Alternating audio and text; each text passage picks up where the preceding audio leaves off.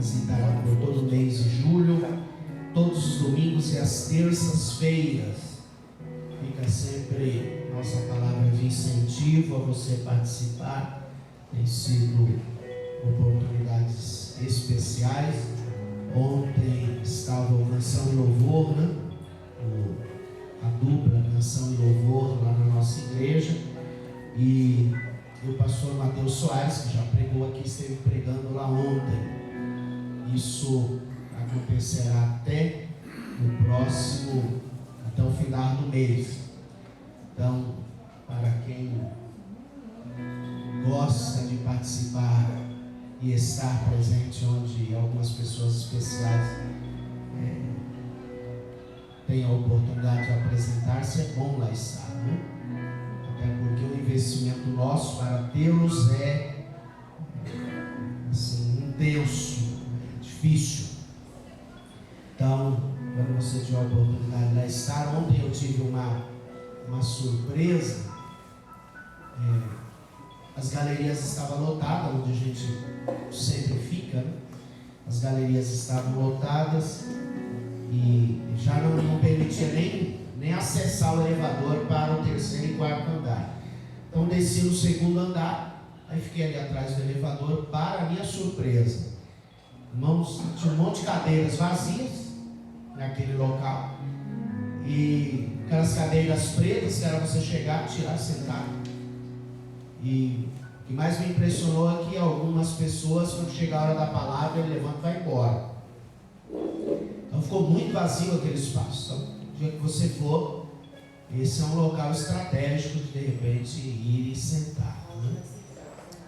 Onde nós sentamos na apresentação. Aquele local ali, só que um pouco mais pelo acesso a Celso Garcia, foi muito bom. Uma palavra extraordinária para o pastor Mateus Soares.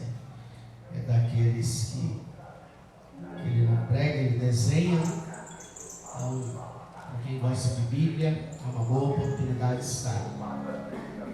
Quero, a você que está vendo a igreja descascada, o grupo de reforma está aí mexendo, e você, com o coração quebrantado, participe. Tem aí uma lista de materiais que serão utilizados, e a gente espera que até a festa das irmãs, será que pelo menos a tinta aí a gente já tenha passado, né?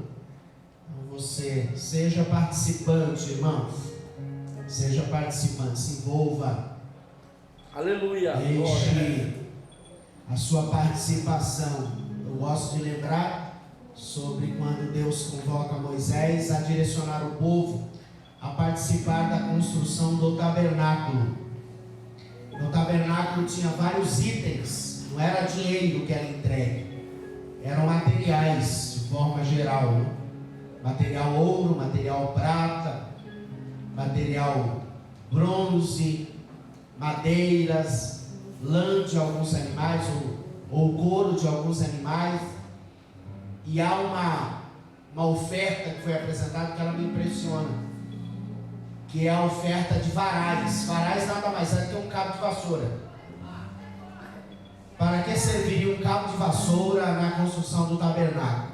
Justamente para receber ouro no entorno e ser o varal que atravessava a arca, para os levitas carregar. A parte mais importante na construção tinha varais. Quem é que ofertava varais? Era quem tinha condições bem irrisórias, mas não deixou de participar.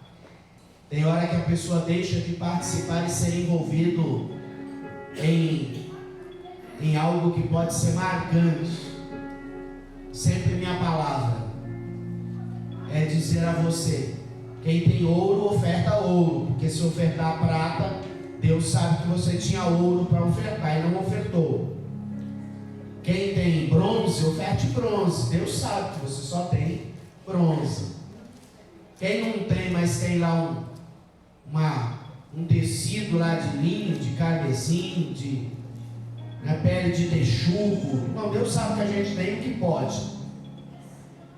O grande problema é poder e não fazer nada. Paulo, quando vai falar da participação, ele disse que aquele que semeia muito em abundância colhe, e aquele que semeia pouco, pouco colhe. Ele não fala sobre o que semeia nada. É como deixasse para a mente da pessoa. Se quem semeia muito, colhe muito. Quem semeia pouco, colhe pouco. E quem não semeia nada, colhe o quê? É para a gente pensar.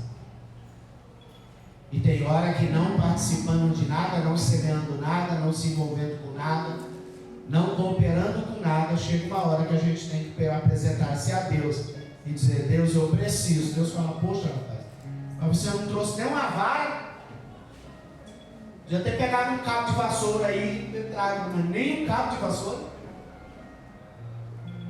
Tem gente que não tem ouro, mas tem braço, tem serviço, tem mão de obra, tem apoio, tem estender a mão. E Deus é aquele que vê e recompensa segundo o trabalho de cada um. De cada um. Esses dias eu estava conversando com o pastor Edenildo sobre uma situação que a nossa igreja em Parque Guarani está vivendo, né? Há um tempo atrás ele observou que a maioria dos irmãos estavam desempregados e orou, abençoou os irmãos. E de vez em quando a gente faz uma loucura dessa como pastor. A gente pergunta quem precisa trabalhar, né? Fala: irmão, vem à frente que a gente vai orar. E não é que a gente está fazendo barganha, mas a gente fica entusiasmado em abençoar os irmãos. E oramos.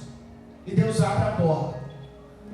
O interessante é que Deus abre a porta e depois a igreja não usufrui da participação nesse quesito daquele que Deus abriu a porta. Quando a casa tem uma família grande, toca, tudo bem. Mas tem famílias, irmãos, que quando o filho começa a trabalhar, o pai já conta que tem alguém que vai pagar a conta de água. Né? Sabe quando o filho começa a trabalhar? Fala: graças a Deus, começou a trabalhar meu filho. E agora? Já vai ajudar a pagar a conta de água. Ó, filho, a água é tudo. Né? Ó, a internet é sua. A conta de olha, esse carnê aqui é teu. Graças a Deus, Deus abre a porta. Agora, dura coisa é quando o filho trabalha. E aí, quando chega o dia do pagamento, o pai olha e fala assim: filho, e a conta de água? Ah, pai, eu comprei as minhas coisas. Não vai dar não. Ah, pai, quer dizer que arroz eu compro, feijão eu compro, a mistura eu compro, que você não come sem mistura. O cafezinho da tarde, pãozinho também comigo. Você não abraça a responsabilidade de uma continha de água? Ou tem gente que ele fica tão alegre quando é abençoado assim, aí ele resolve pagar a conta de água na casa do vizinho. É cheio de misericórdia. O pai sustentou a vida inteira. Aí quando ele começa a trabalhar, ele fala: não, eu fiz um voto. Qual é o voto? Vou pagar a conta de água do vizinho. E daqui de casa? Daqui o senhor paga. Fica tranquilo, filhão. Você vai ver como o pai vai lhe tratar daqui. Que Deus tenha o nosso coração em gratidão, em participar. Nós estamos a 3 dias da nossa ceia. E eu quero lhe convidar à leitura da ceia. Primeira carta de Paulo aos Coríntios, capítulo 11. E o verso de número 17. Assim que encontrar, fique sobre os seus pés. Esse retorno está desligado. Está desligado, com um negócio meio esquisito aqui. Você consegue dar um ajuste e já melhorou. Glória a Deus. Primeira carta de Paulo aos Coríntios, capítulo de número 11, verso de número 17. Aleluia, Jesus. Como a leitura da ceia não é o verso 23, começa no 17. Paulo utiliza desse registro para orientar os irmãos de Corinto sobre dois modelos na ação de comunhão que eles tinham. Todos encontraram o verso 17, deixa eu ler aqui via projeção. Nisto, porém, que vou dizer-vos, não vos louvo, porquanto vos ajuntais não para melhor, mas para pior. Verso 18. Vamos no 3, 1, 2, 3. Porque antes de tudo, ouço que quando vos ajuntais na igreja, há entre vós dissensões, e em parte, ó creio. E até importa que haja entre vós facções, para que os aprovados se tornem manifestos entre vós. Verso 20. De sorte que quando vos ajuntais num lugar, e não é para comer a ceia do Senhor. O verso 21 diz: porque quando comeis, cada um toma antes e outrem a sua própria ceia, e assim fica com fome, e o outro se embriaga. Verso 22. Não tendes porventura casa onde comer e beber? Ou desprezai a igreja de Deus, e envergonhai os que nada têm, que vos direi, louvai-te-ei, nisto não vos louvo. Verso 33, Sabrininho, por gentileza. Ela, acho que é 33. Portanto, por todas as vezes que nós fazemos a leitura da ceia, isso aqui é uma orientação aí a todos. Todas as vezes que nós fazemos a leitura da ceia, é lido do verso 23 ao verso de número 34. A leitura da ceia em si é do verso 23 ao verso de número 32. O verso 33 e 34, Paulo está falando para os irmãos de Corinto. É a continuidade da leitura do verso 17 ao verso de número 22, e depois vem para o 33, ok? Verso 33 diz: portanto, meus irmãos, quando vos ajuntais para comer, Paulo está falando da festa ágape, que começa no verso 17, esperai uns pelos outros. Verso 34, no 3: se alguém tiver fome, coma em casa, a fim de que não vos reunais para a condenação vossa. E as demais coisas eu ordenarei quando for. Tome o seu assento. Paulo está se comunicando a uma das igrejas mais fervorosas, mas também mais problemáticas. Mais fervorosas, mas também mais problemática. Ser fervoroso não é característica de ausência de problema. Por vezes é o inverso. É muito fervor e muita encrenca. É muito, né? É muito ré, plá, e depois, quando você vai vasculhar, você vai ver que tem problemas aos montes envolvidos. É para essa igreja que Paulo fala sobre a comunhão deles. Paulo está falando sobre comunhão a uma igreja que tinha problema de divisões radicais. Divisões aonde havia os que gostavam da maneira de Paulo, um segundo grupo que gostava de Apolo, um terceiro grupo que gostava de Cefas ou Pedro, um quarto grupo que era os de Cristo. Como Cristo já havia subido ao céu, esse era um dos piores, porque esses não tinham líder físico, eram aqueles que eram regidos de forma espirituais, sem um líder físico, sem uma direção física. Essa igreja é a igreja que Paulo teve que dar uma intensificada, dizendo que que o Deus dela é aquele que escolhe as coisas vis e as coisas que não são para confundir as que são. Essa igreja de Paulo fala sobre fornicação que havia no meio da igreja. Essa igreja Deus fala com os maridos para ter uma relação coerente com as esposas. Com essa igreja, antes da reunião da comunhão, Paulo fala sobre a intimidade do casal para essa igreja. Para essa igreja, Paulo fala sobre comidas sacrificadas, de estando em um local onde lhe era oferecido alimento, e se no meio daquela reunião alguém dissesse que esse alimento era consagrado, a pessoa teria que ter posicionamento e não comer. A essa igreja Paulo fala sobre idolatria.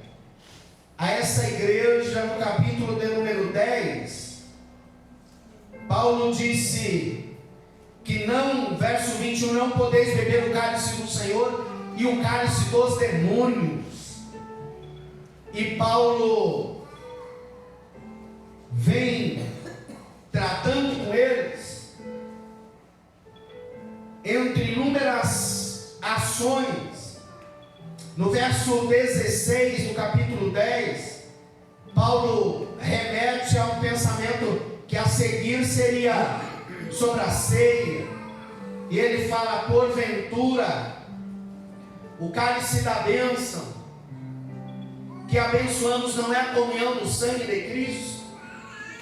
O pão que partimos não é porventura a comunhão do corpo de Cristo?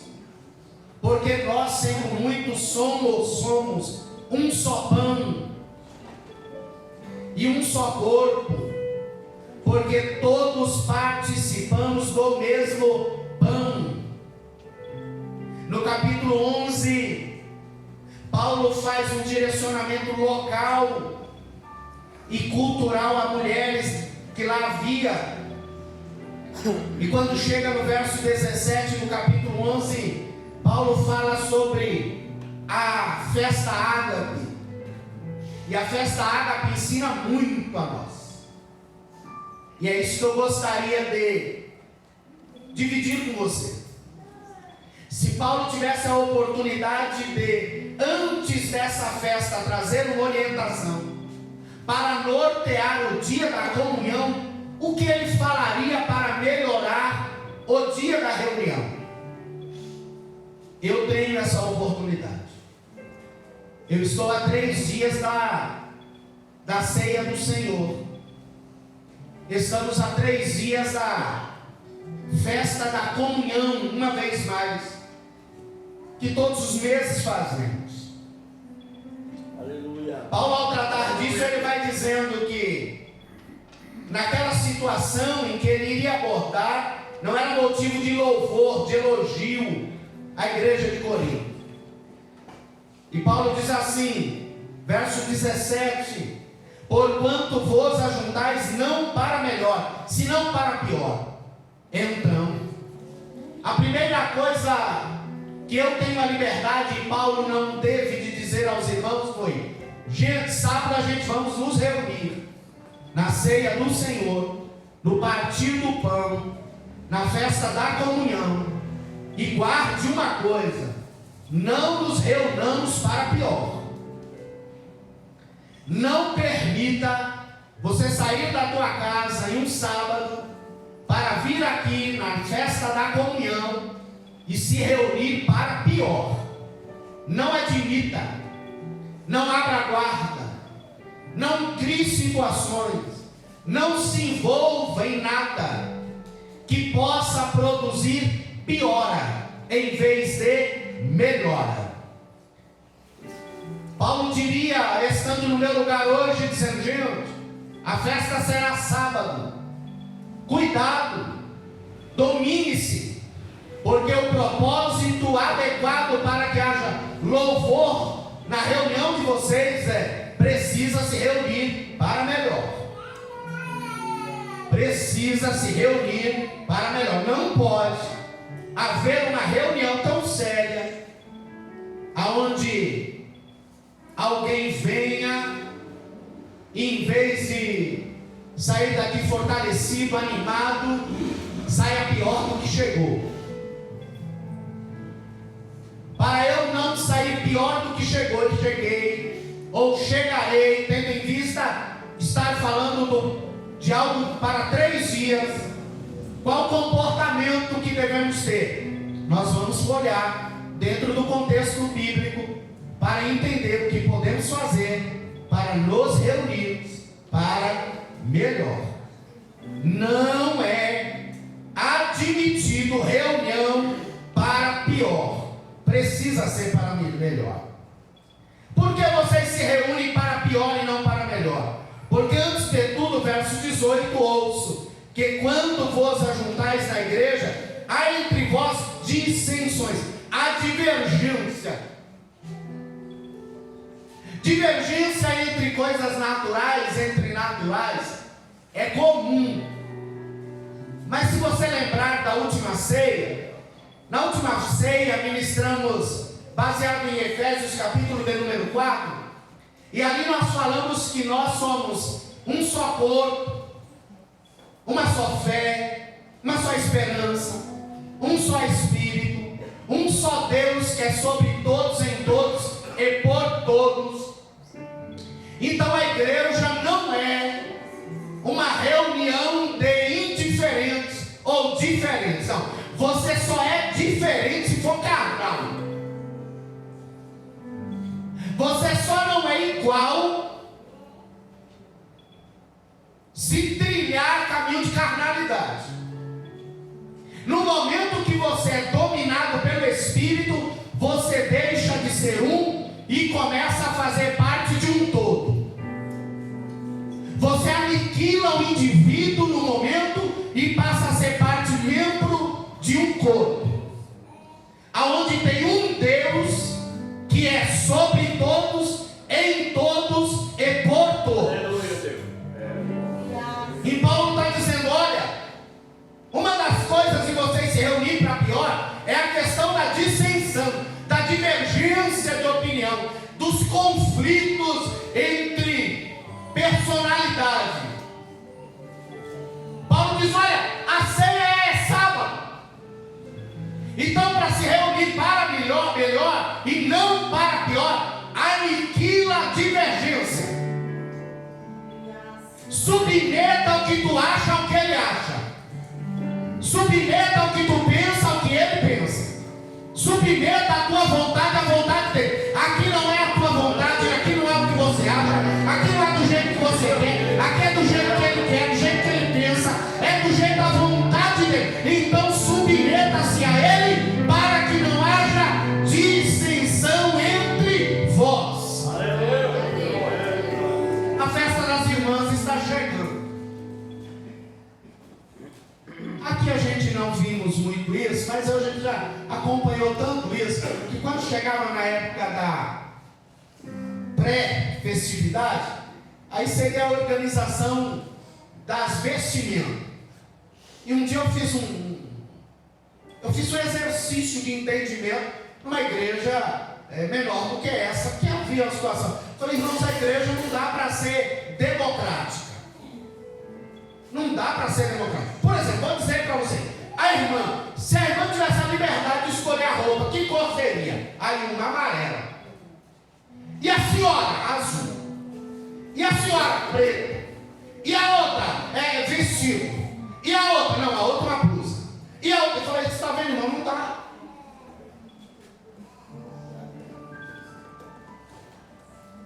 Agora, se tiver a coragem de falar: Deus, o Senhor que é em todos, sobre todos e por todos, diga para nós aí, que cor o Senhor quer? Possa ser que Ele escolheria uma cor que você tendo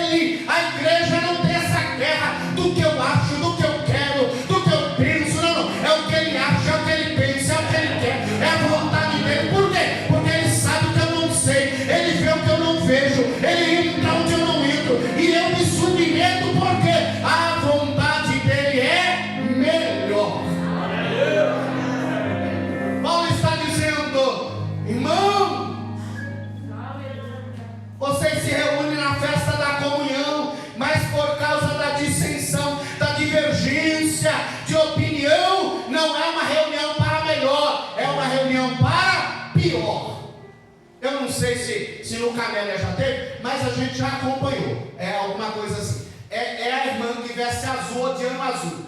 Irmão, ela passa o congresso inteiro azul. É uma cara assim, mano. Se fosse um pregador de fora, falava que era de maracujá de gaveta. Eu nunca vi maracujá de gaveta, eu não lembro o que é isso. Mas eu já ouvi quando eu ouço alguém falando um negócio com a cara de maracujá de gaveta, eu não sei o que é isso, né? Mas é alguém que fica indisposto porque foi contrariado. Você quer se reunir para melhor? Toda vez que você perceber que a tua natureza está indisposta porque foi contrariada, glorifique a Deus e Deus diz: há uma natureza aqui que está querendo uma coisa, mas eu entendo que há uma oposição à minha natureza. E eu percebo que nessa oposição o Senhor vai ser glorificado. Eu estou mortificando o que eu quero, eu estou subjugando o que eu quero para glorificar o teu nome. Eu nunca vi alguém que perdeu para ele ganhar, perder no final. Eu nunca vi. Eu nunca vi alguém perder para ele ganhar e no final continuar bicudo. Só Jonas. É o único que ficou indignado com ele, começo, meio e fim.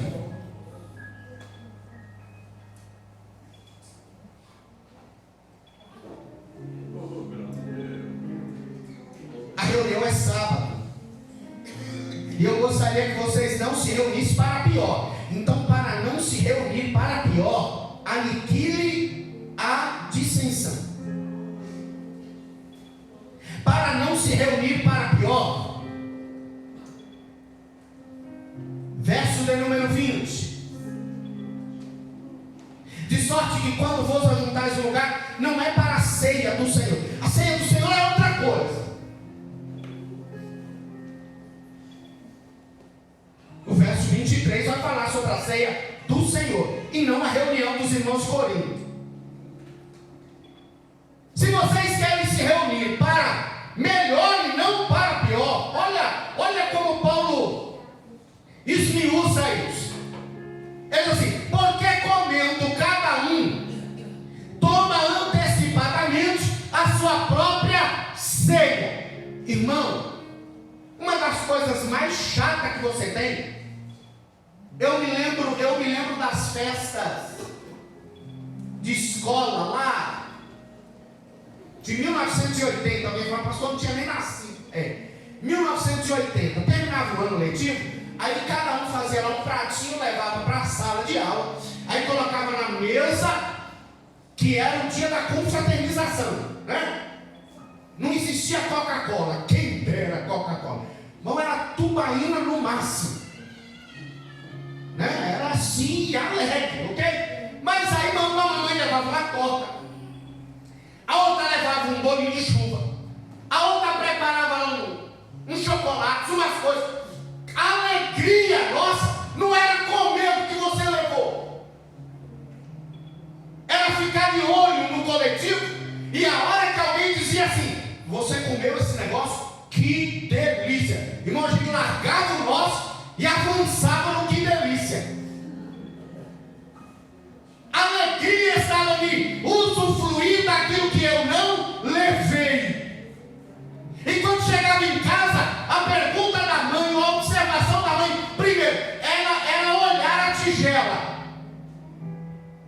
O filho que trouxesse a tigela pela metade, a mãe já olhava e dizia assim: não gostava.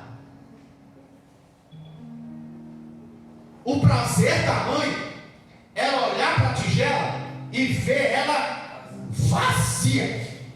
E o orgulho de quem levou ela. Mãe, todo mundo quis.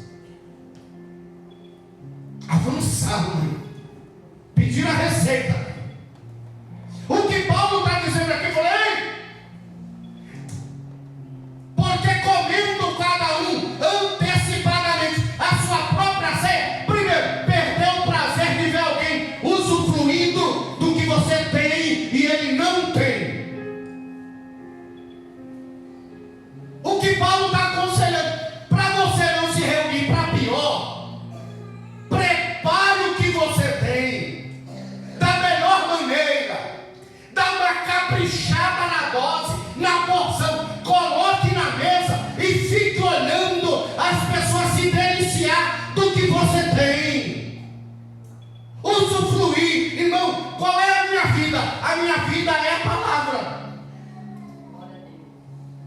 Isso aqui é a ferramenta que Deus me deu.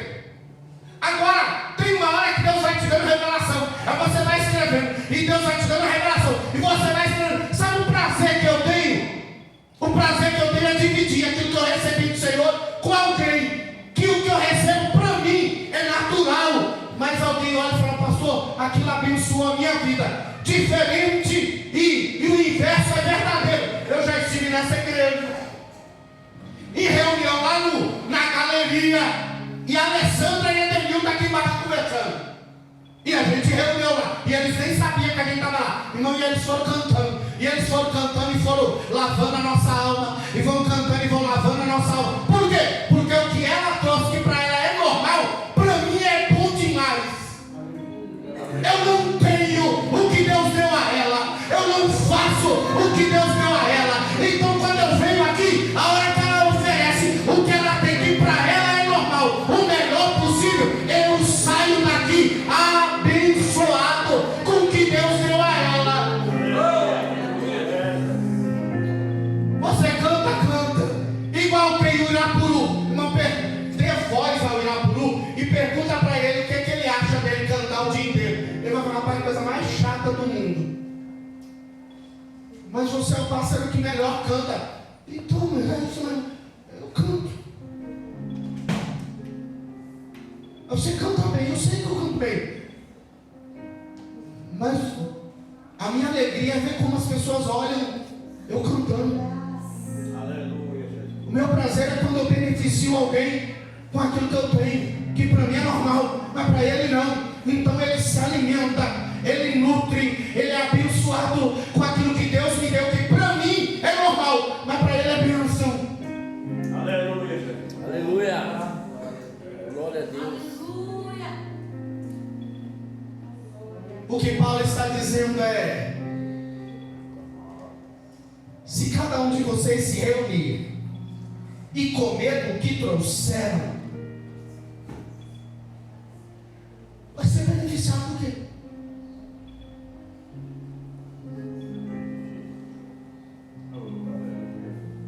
Querem que me traz?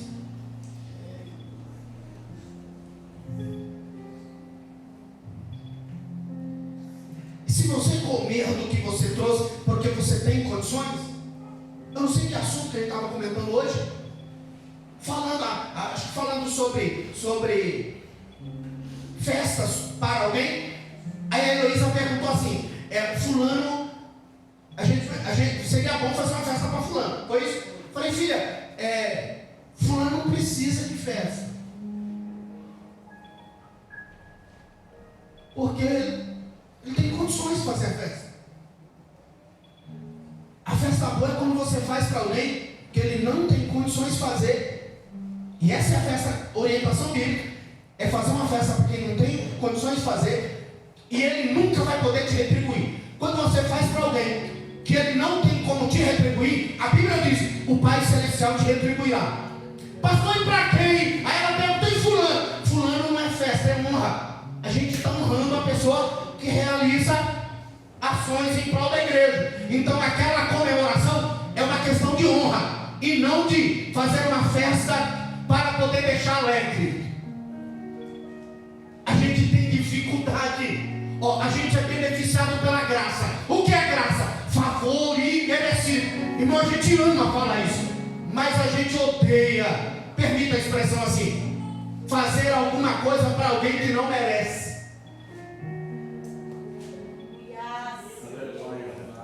Você percebe que a gente ama a graça. O que é graça, pastor? Favor imerecido. Não precisa ter passado uma escola teológica para ouvir isso. Mas a hora da gente fazer alguma coisa para alguém, primeira coisa que a gente analisa é: deixa eu ver se ele merece. Meu Deus, amor. É dizer para Deus: eu quero graça, e para o outro mérito. Deixa eu ver se é digno. Deixa eu ver se é esforçado. Percebe? Paulo está dando um conselho para a igreja, aos Coríntios, em carta a Jardim das Camélias. Deus usa a minha boca para dizer: daqui 3 dias será a nossa festa. Vamos nos reunir para melhor e não para pior. Número 1, vamos aniquilar a dissensão.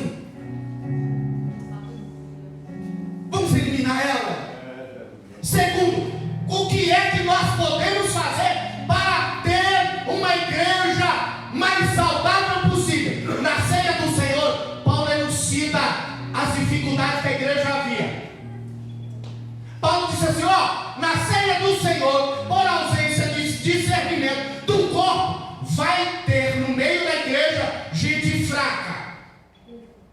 Que dia que vai ter gente fraca? Daqui 3 dias. Vai ter gente doente.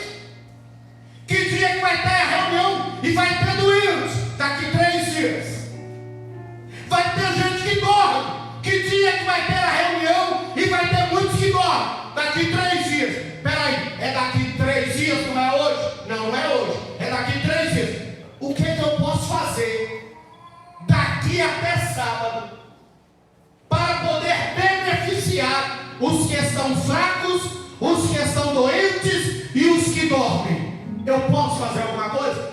É isso que Paulo quer ensinar para nós. Paulo está dizendo, os irmãos de Corinto, eles se reuniam e em vez deles dividir o que tinha com quem não tinha, traziam o que eles tinham para oferecer a quem precisava. Eles se reuniam, faziam as panelinhas de dissensão, e enquanto alguém ficava com fome, tinha alguém que embriagava. Aí Paulo diz um texto aqui, e eu quero pedir a Sabrininha aqui, coloque para nós uma vez mais. O verso de número 22. Verso de número 22. Não tentes porventura casas onde comer. Já que você quer comer da iguaria que você tem, coma na tua casa. Aqui não é lugar de você se exibir com o que você tem. O que você tem só é bom se for para o outro. Se o que você tem, você trouxe só para mostrar que tem, você comer, beneficiou o quê? Não tendes porventura casas onde comer e beber? Olha como é sério agora. Ou desprezais a igreja de Deus? Irmão, desprezar a igreja de Deus não é um negócio bom, não. E ele continua, e envergonhais os que nada têm. Como é que eu envergonho o que não tem? É a gente olhar para alguém com fome e você pegar o que você tem e tratar com desdém, porque você não aguenta mais aqui.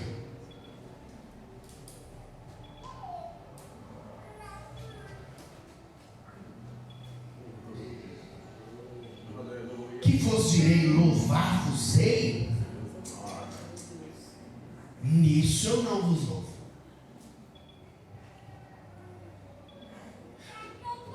Quando é a festa? 3 dias.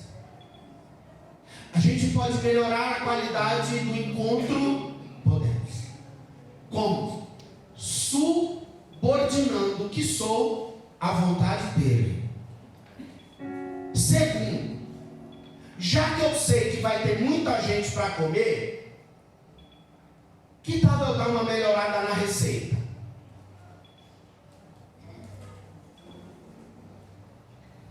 Sabe aquela pessoa que vai para uma reunião coletiva, as festas americanas, os encontros, sistema americano, e ele pergunta assim, quantas pessoas vão?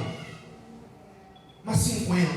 Então eu vou fazer um bolo de cenoura com chocolate para 60 pessoas, para comer e sobrar.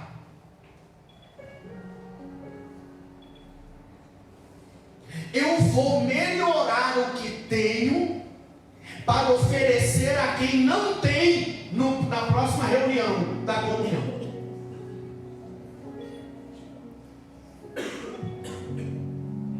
Paulo, o que vai ter na festa da comunhão daqui 3 dias? Vai ter gente fraca.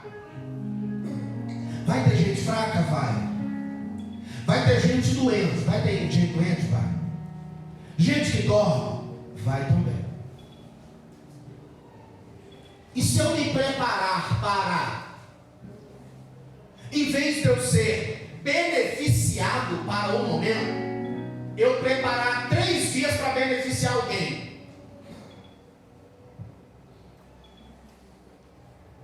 E se em vez desses 3 dias, eu orar a Deus, eu jejuar, eu me consagrar, em prol da minha própria vida, eu dizer: Deus, estou aumentando a receita, porque eu quero interceder pelos doentes que fazem parte do meu corpo e estarão lá. Você acha que a reunião é diferente?